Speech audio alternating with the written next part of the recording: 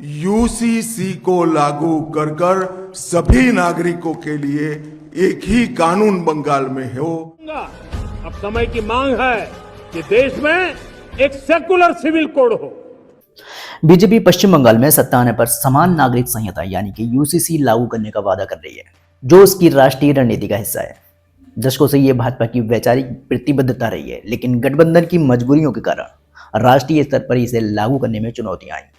अब पार्टी उत्तराखंड और गुजरात जैसे राज्यों के जरिए इसे चरणबद्ध तरीके से आगे बढ़ा रही है, ताकि अंततः पूरे देश में यूसीसी एक वास्तविकता बन सके। हेलो दोस्तों, मैं हूं सैयद अली और आप देख रहे हैं point table talks with Syed Ali.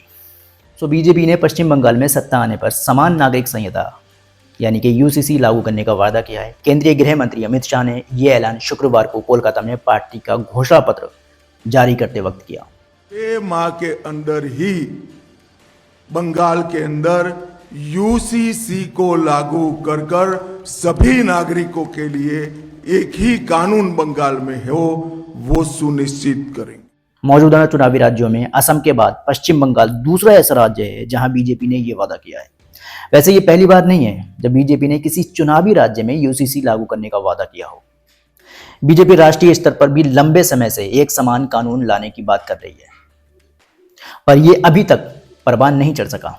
PM Modi ने भी हाल ही में पार्टी की स्थापना दिवस पर सेकुलर सिविल कोड की बात कही, जो भेदभाव को खत्म करेगा और संविधान की भावना को मजबूत करेगा। अब समय की मांग है कि देश में एक सेकुलर सिविल कोड हो। हमने कम्युनल सिविल कोड में 75 साल बिताए हैं, अब हमें सेक्युलर सिविल कोड की तरफ जाना होगा।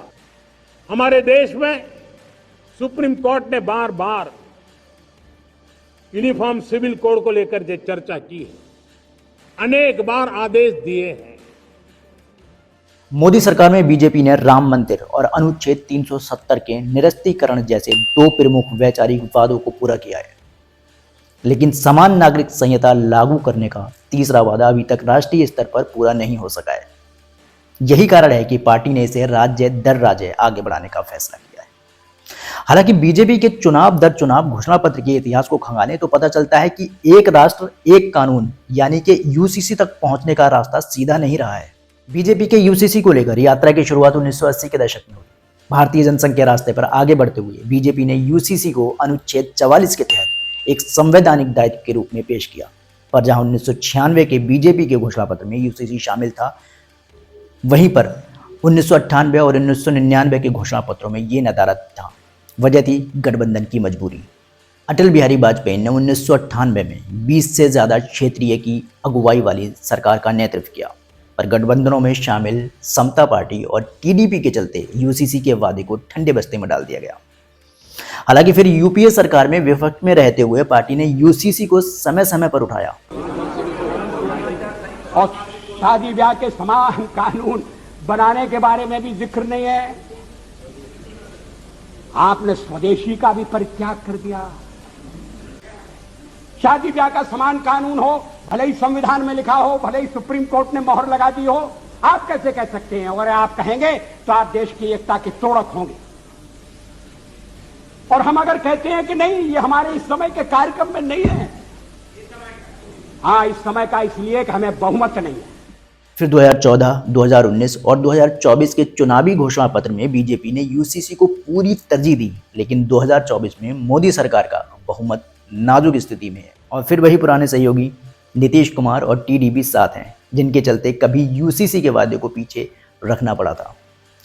चंद्रबाबू नायडू को आंध्र प्रदेश में तो नीतीश कुमार को बिहार में मुस्लिम वोटरों का समर्थन मिलता रहा है, लिहाजा यूसीसी को लेकर वो सतर्क थे। यही वजह है कि इन दोनों ही दलों ने यूसीसी पर आगे बढ़ने से पहले व्यापक चर्चा और विचार विमर्श की वकालत की, जिसके बाद बीजेपी ने एक नया रास्ता निकाला जो राज्यों के जरिए आता था, यानी कि यूसीसी को बीजेपी शासित राज्यों के जरिए आगे बढ़ाया जाए। 2025 की जनवरी में उत्तराखंड यूसीसी लागू करने वाला देश का पहला राज्य बन गया। वहीं उसके लगभग 1 साल बाद मार्च 2026 में गुजरात में भी सख्त समान नागरिक संहिता कानून पारित कर दिया गया। इस बार के असम विधानसभा चुनाव के अपने घोषणा पत्र में बीजेपी ने सरकार बनने और 3 महीने के भीतर यूसीसी लागू करने का वादा किया है। आने वाले दिनों में आसाम में भी हम समान नागरिक संहिता यूसीसी लाकर 4 शादियों पर प्रतिबंध करने वाले। अगले साल होने वाली यूपी विधानसभा के चुनावी घोषणा पत्र में भी यूसीसी का वादा रहेगा। मध्य प्रदेश में मुख्यमंत्री मोहन यादव ने इस साल दिवाली तक राज्य में यूसीसी लागू करने का टारगेट रखा है। केंद्र स्तर पर गठबंधन की मजबूरियों के बीच बीजेपी अपनी राज्य सरकारों के मार्फत रणनीति तरीके से यूसीसी को लेकर आगे बढ़ रही है, ताकि राज्यों के रास्ते ही सही देर सवेर राष्ट्रीय स्तर पर भी यूसीसी एक हकीकत बन सके। तो कैसी लगी आपको ये जानकारी? कमेंट में अपनी राय ज़रूर दें।